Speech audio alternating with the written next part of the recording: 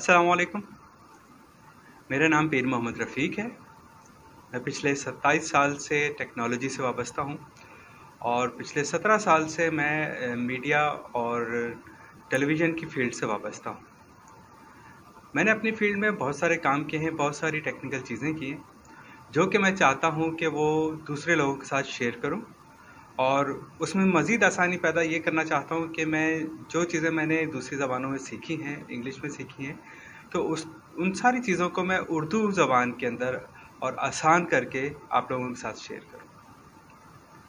आज जो चीज़ मैं आपके साथ शेयर करने जा रहा हूँ वो है ऑटोमेशन, जो कि एक आईओटी का पार्ट है।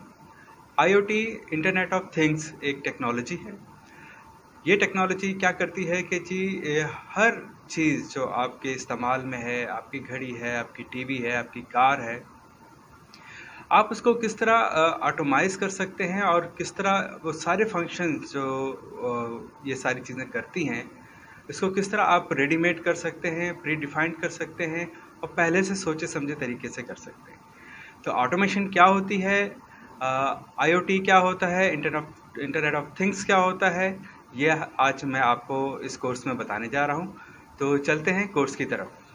Thank you.